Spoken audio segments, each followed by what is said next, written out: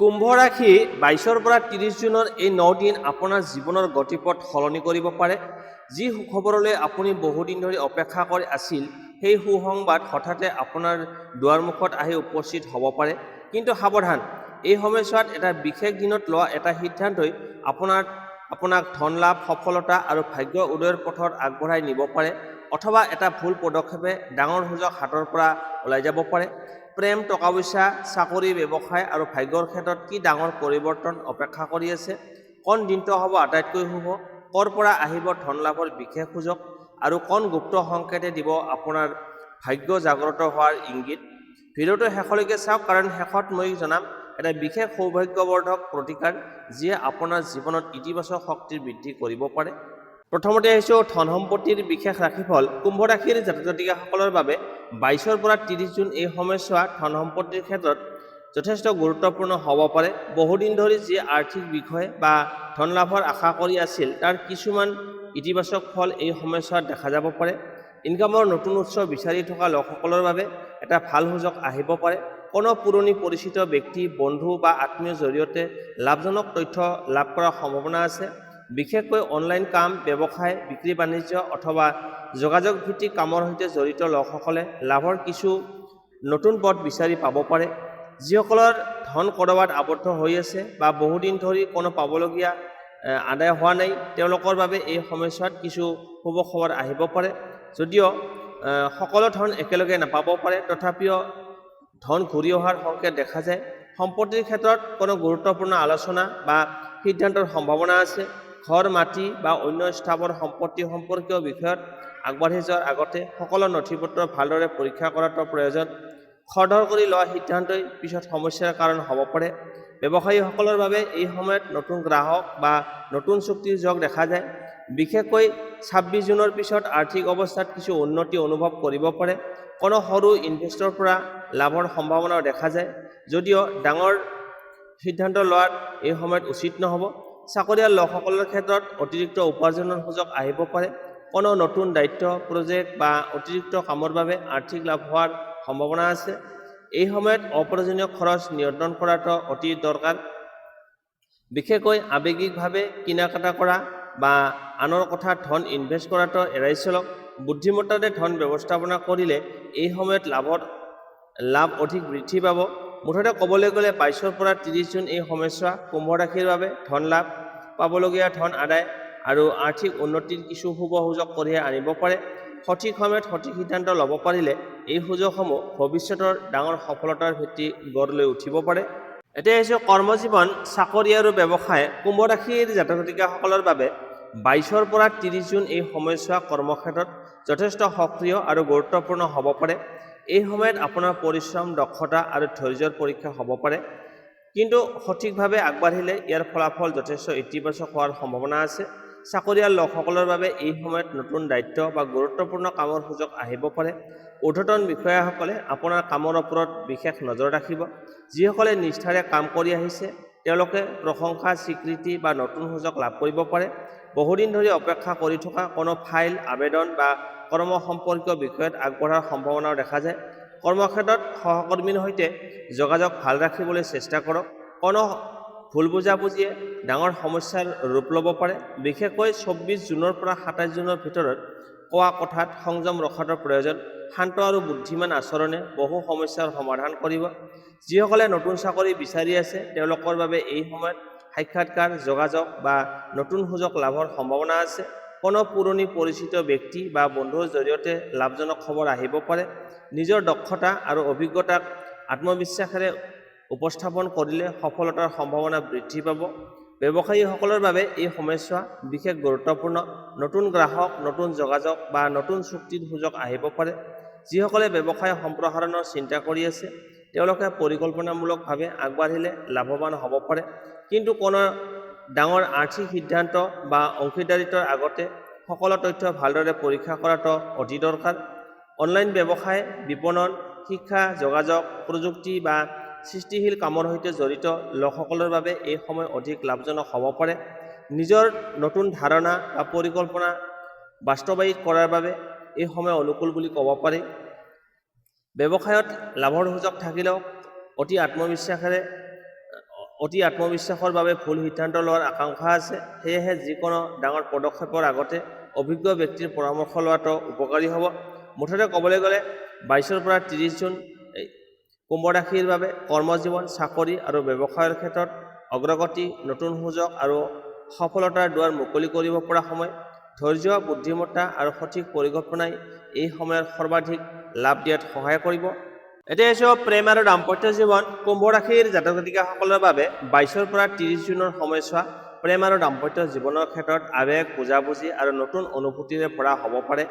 এই সময়ত হৃদয়ৰ বহু কথা স্পষ্ট হ'ব আৰু সম্পৰ্কৰ বহু জটিলতা লাহে লাহে আঁতৰি যাব পাৰে। যিসকল প্ৰেমৰ সম্পৰ্কত আছে তেওঁলোকৰ বাবে এই সময়ত সংযম, সংগীৰ সৈতে সম্পৰ্ক অধিক গভীৰ হোৱাৰ সম্ভাৱনা আছে। বহুদিন ধৰি মনত থকা কথা প্ৰকাশ কৰাৰ সুযোগ লাভ কৰিব পাৰে। আপোনাৰ আন্তৰিকতা আৰু সৎ মনোভাৱ সংগীৰ হৃদয় জয় কৰিব। যদিও মাজে মাজে সৰু ভুল বুজাবুজি বা অভিমানৰ পৰিস্থিতিৰ সৃষ্টি হ'ব পাৰে, কিন্তু ধৈৰ্য আৰু মৰমেৰে কথাবোৰ সমাধান হ'ব। যিসকলে নতুন প্ৰেমৰ অপেক্ষাত আছে তেওঁলোকৰ জীৱনত হঠাতে কোনো বিশেষ ব্যক্তিৰ আগমন ঘটিব পাৰে। এই পৰিচয় প্ৰথমতে সাধাৰণ যেন লাগিলেও পিছলৈ এক বিশেষ সম্পৰ্কৰ ৰূপ ল'ব পাৰে। বিশেষকৈ সামাজিক মাধ্যম, বন্ধু-বান্ধৱ বা কৰ্মক্ষেত্ৰৰ জৰিয়তে নতুন চিনাকি হোৱাৰ সম্ভাৱনা দেখা যায়। বিবাহিত লোকসকলৰ বাবে এই সময় যথেষ্ট শুভ। স্বামী স্ত্ৰীৰ মাজত বুজাবুজি বৃদ্ধি পাব আৰু পৰিয়ালৰ পৰিৱেশ অধিক সুখময় হ'ব পাৰে। যদি কোনো বিষয়ক লৈ বহুদিন ধৰি মতভেদ চলি আছিল তেন্তে এই সময়ত আলোচনাৰ জৰিয়তে সমাধানৰ পথ ওলাই আহিব পাৰে। সংগীৰ পৰা সমৰ্থন আৰু সহযোগিতা লাভ কৰি মনত এক বিশেষ শান্তি অনুভৱ কৰিব। তথাপিও 25 জুনৰ আশে-পাশে আৱেগ সিদ্ধান্ত লোৱাটো এৰাই চলক। কিছুমান কথা শুনি তৎক্ষণাত প্ৰতিক্ৰিয়া দিয়াৰ সলনি সম্পূৰ্ণ বিষয়টো বুজিবলৈ চেষ্টা কৰক। বিশ্বাস আৰু ধৈৰ্যই সম্পৰ্কক অধিক মজবুত কৰিব। দূৰত্বৰ সম্পৰ্কত থকা লোকসকলৰ বাবে সুখবৰ আহিব পাৰে। বহুদিনৰ অপেক্ষাৰ পিছত সাক্ষাৎ বা কোনো বিশেষ যোগাযোগ হোৱাৰ সম্ভাৱনা আছে। হৃদয়ৰ দূৰত্ব কমি আহিব আৰু সম্পৰ্কত নতুন উষ্ণতা অনুভৱ হ'ব পাৰে। এই সময়ত আপোনাৰ আকৰ্ষণ শক্তিও বৃদ্ধি পাব। বহু লোকে আপোনাৰ ব্যক্তিত্ব আৰু কথা বতৰাত আকৰ্ষিত হ'ব পাৰে, কিন্তু হৃদয়ৰ বিষয়ত খৰধৰ নকৰি বুদ্ধিমত্তাৰে সিদ্ধান্ত লোৱাটো ভাল। মুঠতে 22 পৰা 30 জুন কুম্ভ ৰাশিৰ বাবে প্ৰেম আৰু দাম্পত্য জীৱনত সুখ, বুজাবুজি, নতুন আশা আৰু হৃদয়স্পৰ্শী মুহূৰ্ত কঢ়িয়াই অনা সময় হ'ব পাৰে। মৰম, বিশ্বাস আৰু আন্তৰিকতাই এই সময় আটাইতকৈ ডাঙৰ শক্তি হ'ব।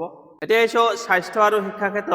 কুম্ভ ৰাশিৰ জাতক জাতিকাসকলৰ বাবে 22 পৰা 30 জুন এই সময়ছোৱা স্বাস্থ্য আৰু শিক্ষাৰ ক্ষেত্ৰত সজাগতা আৰু একাগ্ৰতাৰ প্ৰয়োজন হ'ব। নিজৰ দৈনন্দিন অভ্যাসত অলপ শৃংখলা আনিব পাৰিলে বহু সমস্যাৰ পৰা আঁতৰি থাকিব পাৰিব। স্বাস্থ্যৰ ক্ষেত্ৰত এই সময়ত অতিৰিক্ত মানসিক চাপ বা উদ্বেগৰ ফলত ক্লান্তি অনুভৱ হ'ব পাৰে। কামৰ প্ৰেছাৰ, পৰিয়ালৰ দায়িত্ব বা ভৱিষ্যত চিন্তাই কেতিয়াবা মন অশান্ত কৰি তুলিব পাৰে। সেয়েহে পৰ্যাপ্ত পৰিমাণে ৰেষ্ট লোৱা আৰু নিয়মিত টোপনি লোৱাটো অতি প্ৰয়োজন। খোৱা বোৱাৰ ক্ষেত্ৰত সাৱধান হওক। অতি তেলেতীয়া বা বাহিৰৰ খাদ্য অধিক গ্ৰহণ কৰিলে হজমজনিত অসুবিধা, গেছ বা পেটৰ সৰু সমস্যা দেখা দিব পাৰে। অধিক পানী খোৱা আৰু সতেজ খাদ্য গ্ৰহণ কৰিবলৈ চেষ্টা কৰক।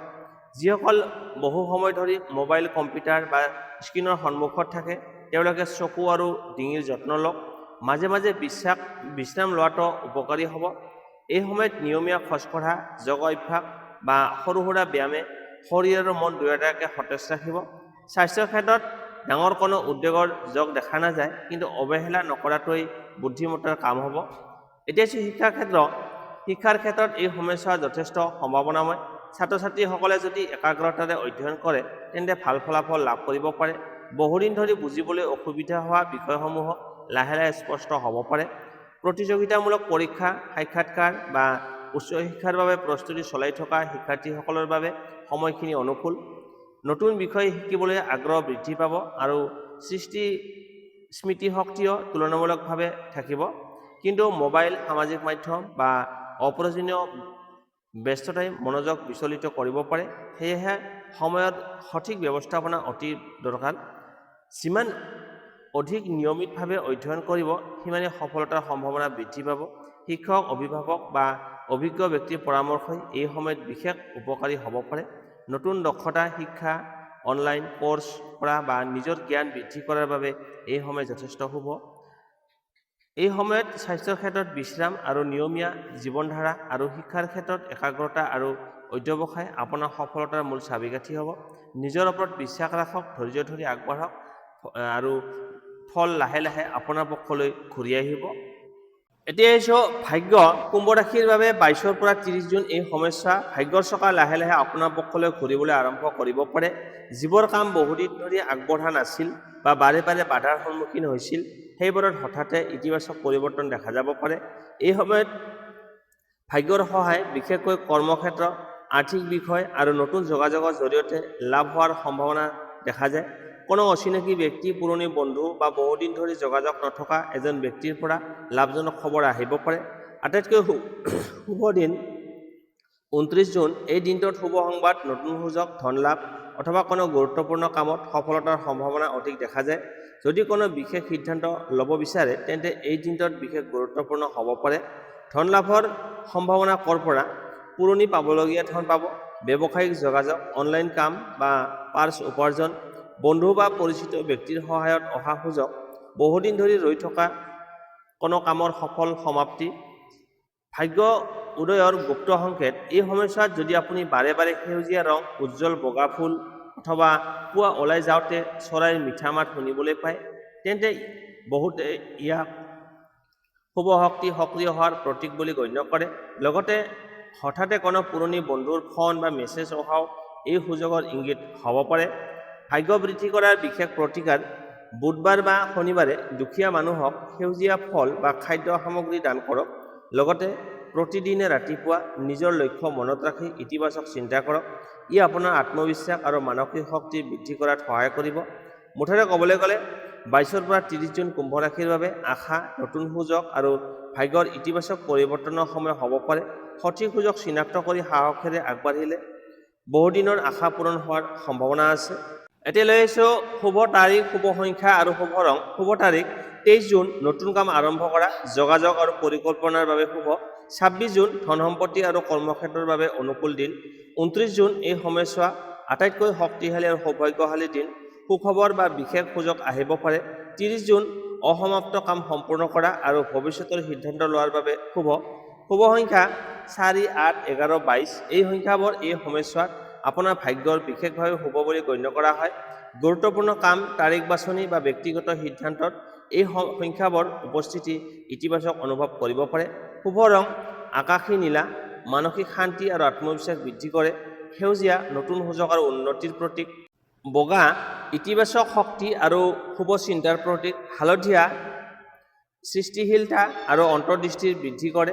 বিশেষ সৌভাগ্য টিপছ। 22 পৰা 30 জুনৰ ভিতৰত কোনো গুৰুত্বপূৰ্ণ কামত যোৱাৰ সময়ত সেউজীয়া বা আকাশী নীলা ৰঙৰ কোনো বস্তু লগত ৰাখিলে আত্মবিশ্বাস বৃদ্ধি পাব আৰু মনোযোগ অধিক কেন্দ্ৰীভূত হ'ব পাৰে। বন্ধু বান্ধৱীসকল, এয়া আছিল কুম্ভ ৰাশিৰ বাবে 22 পৰা 30 জুন 2026 বিশেষ ৰাশিফল। এই সময়ছোৱাত আপোনাৰ জীৱনত নতুন সুযোগ, ধন লাভ, কৰ্মক্ষেত্ৰৰ উন্নতি আৰু সম্পৰ্কত সুখৰ বহু সম্ভাৱনা দেখা গৈছে। কিন্তু মনত ৰাখিব, ভাগ্যই সুযোগ দিয়ে, সফলতা আনে আপোনাৰ সঠিক সিদ্ধান্ত আৰু পৰিশ্ৰমে। যদি আপুনি কুম্ভ ৰাশিৰ জাতক বা জাতিকা হয় তেন্তে কমেণ্টত জয় শনিদেৱ লিখক আৰু জনাওক আপুনি কোন ঠাইৰ পৰা এই ভিডিঅ'টো চাই আছে। ভিডিঅ'টো ভাল লাগিলে লাইক, শ্বেয়াৰ আৰু চেনেলটো ছাবস্ক্ৰাইব কৰিবলৈ নাপাহৰিব, কাৰণ প্ৰতিদিনে আমি লৈ আহোঁ নতুন ৰাশিফল আৰু জ্যোতিষ সম্পৰ্কীয় বিশেষ তথ্য। সকলো বাধা আঁতৰি যাওক, সুখ সমৃদ্ধি আৰু সৌভাগ্যই আপোনাৰ জীৱন ভৰাই তোলক। পুনৰ লগ পাম আগন্তুক ৰাশিফলৰ নতুন ভিডিঅ'ত। জয় শনিদেৱ। ধন্যবাদ।